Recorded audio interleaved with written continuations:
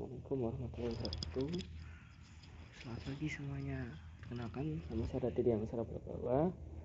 Di sini saya akan menjelaskan tentang sistem informasi untuk keunggulan kompetitif. Yang pertama yang kita bahas adalah perusahaan dan lingkungannya. Lingkungan suatu perusahaan terdiri dari 8 elemen. Elemen-elemen tersebut menggambarkan organisasi atau perseorangan, serta mencakup para pemasok, pelanggan, serikat buruh, masyarakat keuangan, pemegang saham atau pemilik, pesaing, pemerintah, dan masyarakat global. Elemen-elemen ini membentuk super sistem yang lebih besar yang disebut masyarakat. Sumber daya mengalir antara perusahaan dan elemen-elemen lingkungan. Nah, berikut adalah model sistem umum perusahaan. Model sistem umum perusahaan akan dapat menjadi contoh pola yang baik untuk menganalisis sebuah organisasi. Integrasi antar model sistem umum dan model 8 unsur lingkungan akan menjadi dasar dari suatu konsep yang menerima banyak perhatian dewasa ini.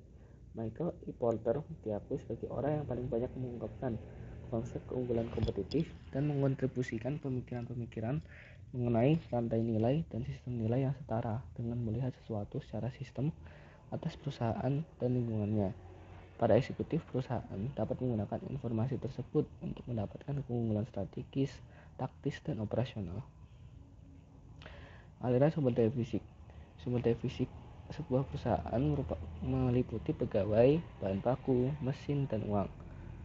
Pegawai dikerjakan oleh perusahaan dibuat ke tingkat keahlian yang lebih tinggi melalui pelatihan dan pengalaman, dan pada akhirnya meninggikan perusahaan.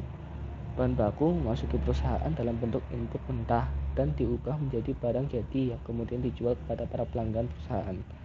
Mesin dibeli, digunakan, dan pada akhirnya dijual dalam bentuk mesin tukar atau ditukar dengan mesin yang lebih baru.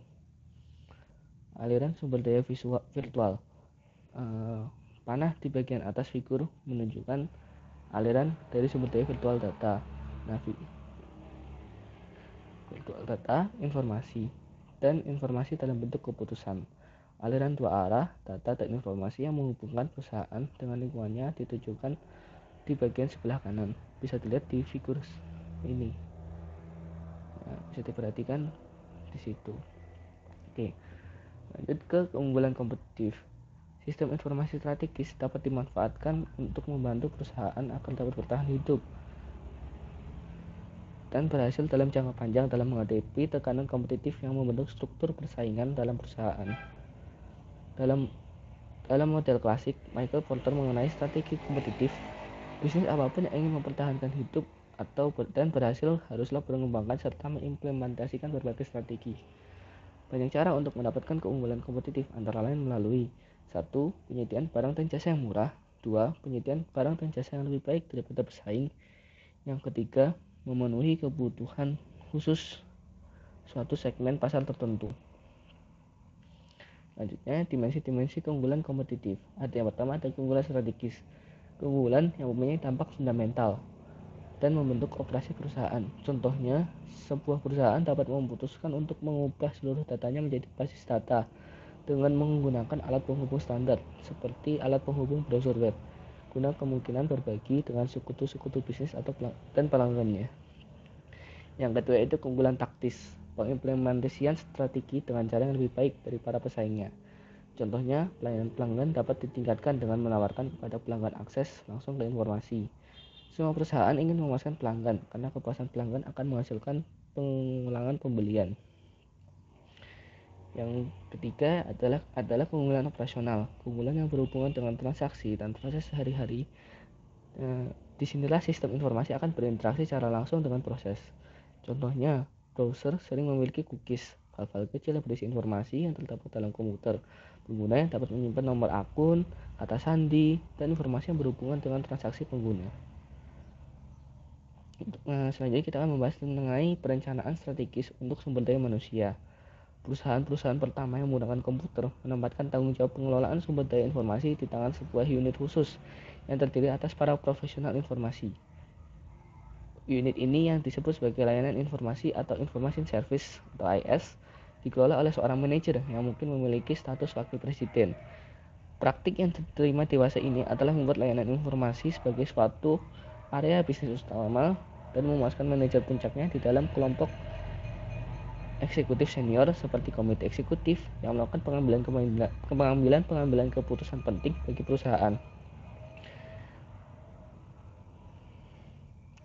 Rencana strategis untuk area-area bisnis. Rencana area bisnis akan merinci bagaimana area-area tersebut akan mendukung usaha ketika berusaha mencapai sasaran strategisnya. Salah satu pendekatan pada perencanaan strategis area bisnis adalah untuk setiap area membuat rencananya sendiri secara terpisah dari area-area yang lain. Maksud saya. Ada CIO atau Chief Information Officer, adalah manajer dengan tingkat tertinggi di layanan informasi yang menyumbangkan keahlian manajerial dalam memecahkan masalah-masalah yang tidak hanya berhubungan dengan layanan informasi saja, melainkan juga area operasi perusahaan lain. Ada IOS atau Interorganizational Information System, adalah suatu kombinasi sejumlah perusahaan yang terintegrasi melalui arus informasi.